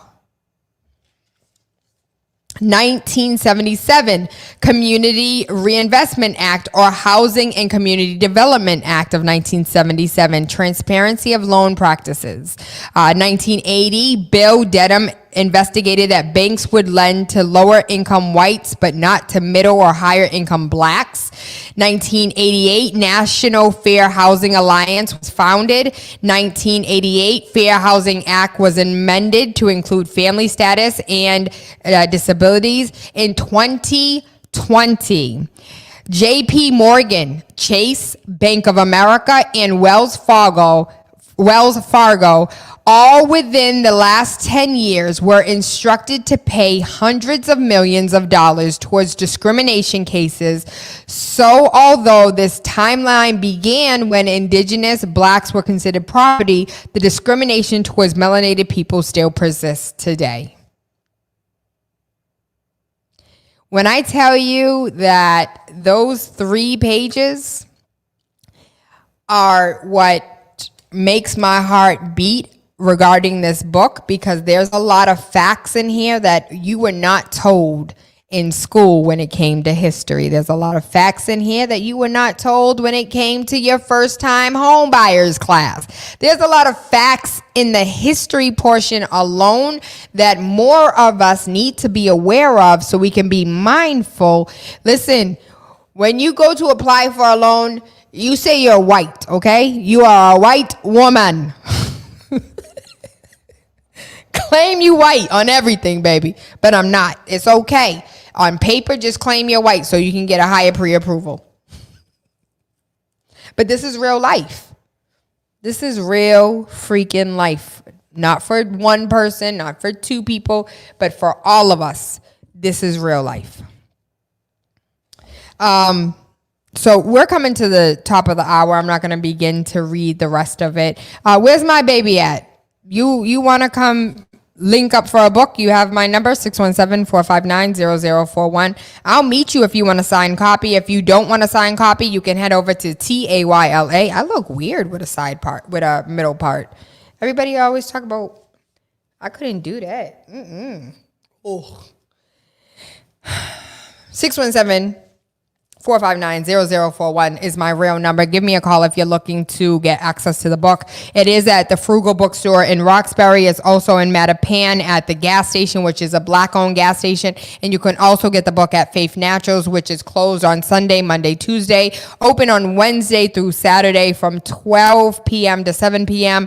And you know Faith Naturals is my boo. The Pum Pum Wash, the Yoni Steam, the Energy Cleansing, the Hater Repellent Spray, the Yoni eggs, the Anaconda stick. What else you want me to name? The lotions, the oils, the bath bombs, the bath soaks. It's a long list of everything that you need. Faith Naturals is located on Blue Hill Ave over there by the police station, Morton Street.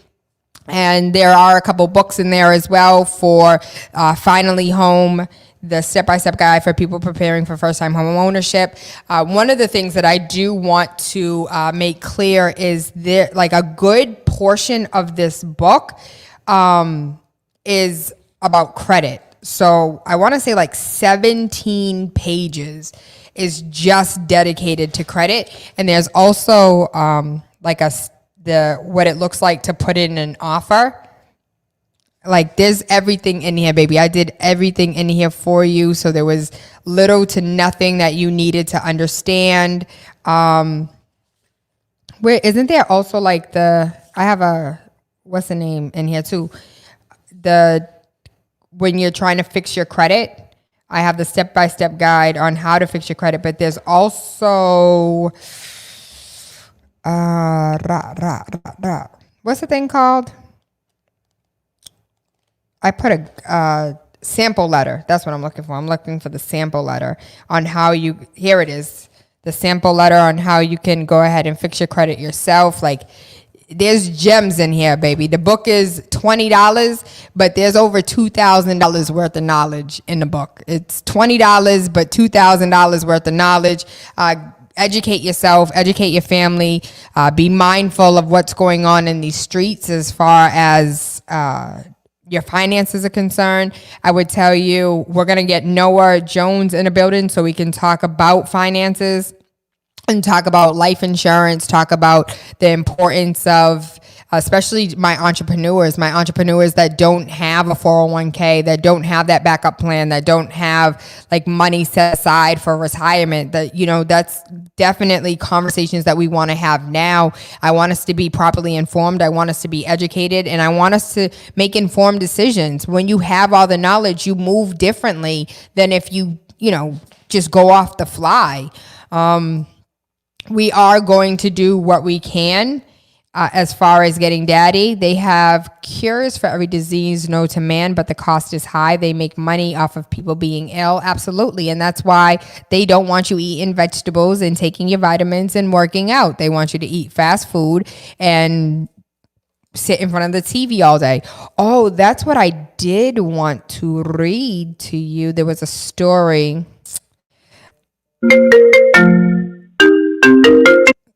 Jonathan, we are currently live, and I don't think you want to be a part of this conversation, so let me give you a call after we get off air.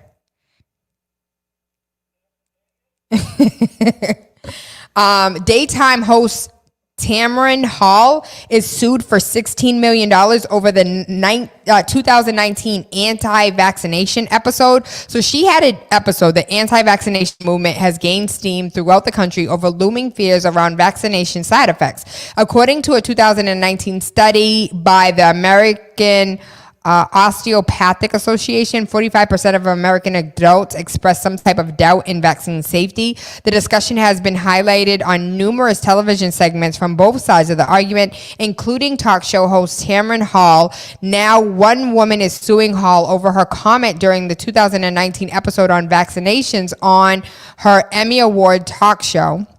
Janine D'Angelo is a parent of a young son who is suing the talk show host for comparing her son to a leper during the episode on vaccinations that aired back in September of 2019, where she came on as a guest for the segment.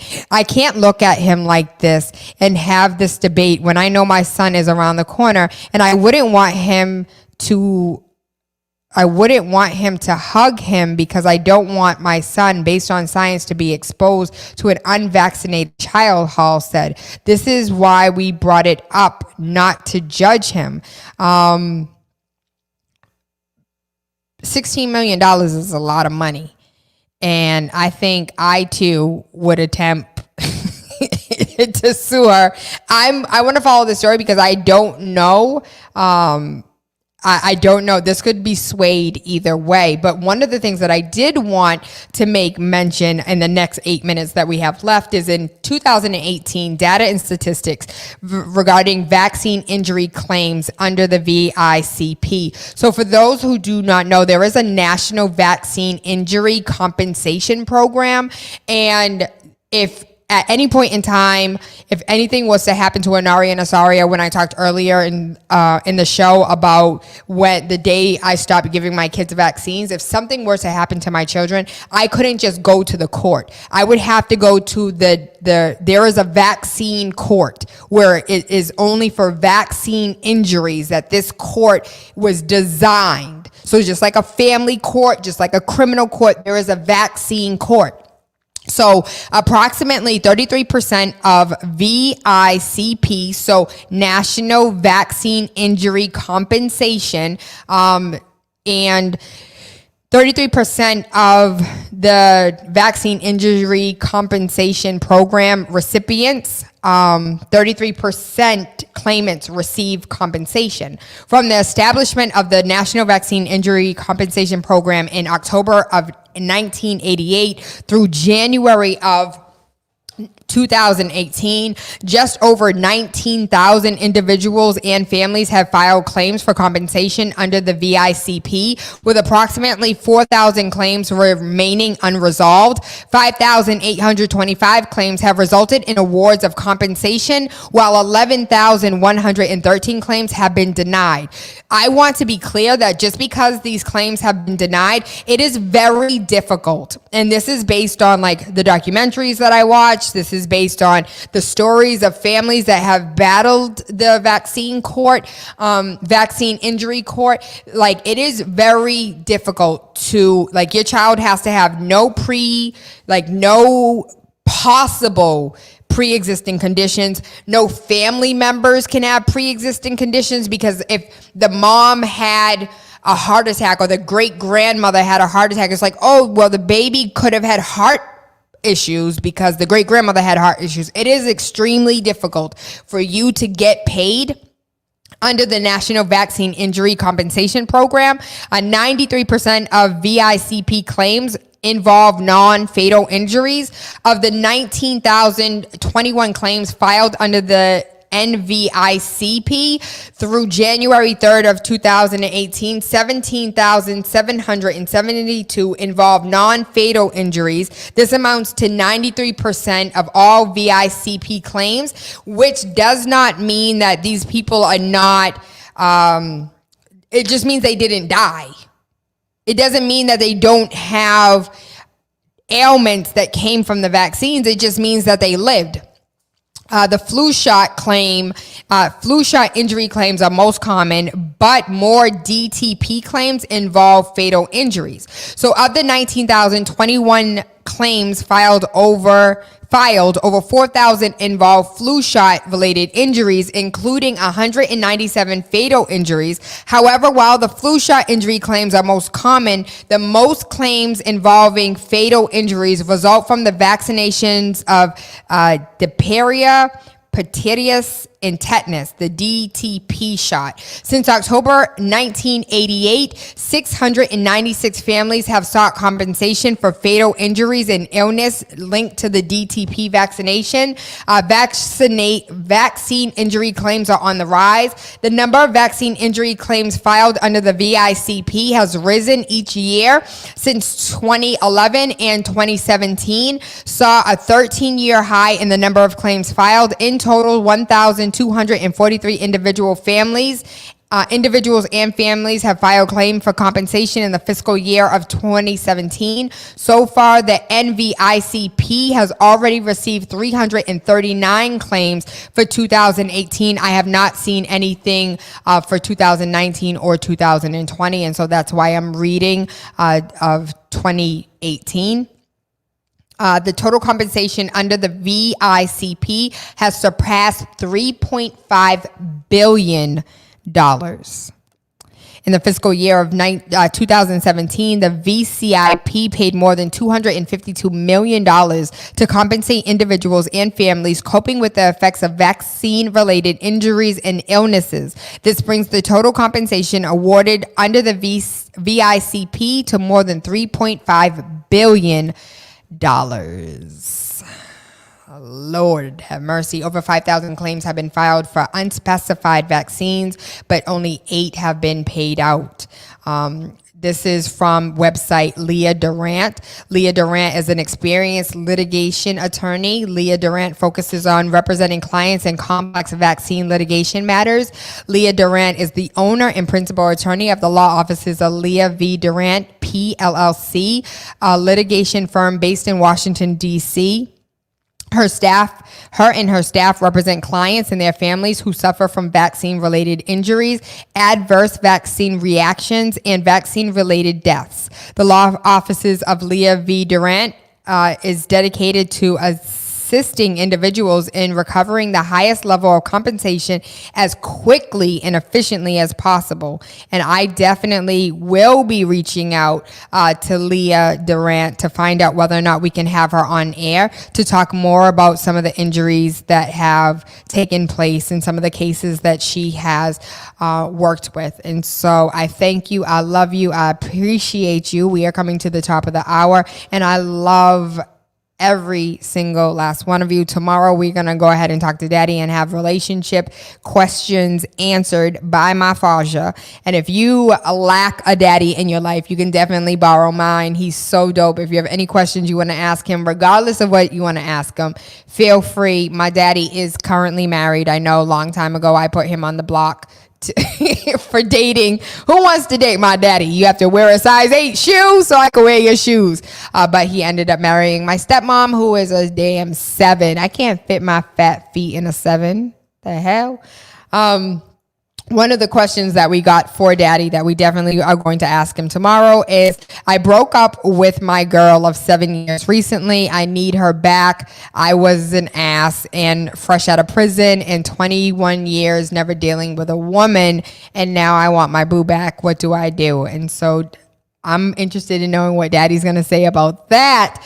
But I'm also interested in what he's going to say about my non-relationship status that I have, that I would like to alter to a relationship, because I'm so sick of being lonely every night while my...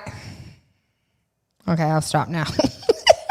I thank you. I love you. I appreciate you. I am Tayla Andre. Everything Tayla Andre. TaylaAndre.com. That is for the book. You can get a physical copy. You can get a digital copy. You can get the t-shirts. The t-shirts are Awakening My Third Eye with Tayla Andre. Ride My Root Chakra. Suck My Sacral Chakra. Or you can get the Soul Naked Black Woman Meditating, Aligning Her Chakras.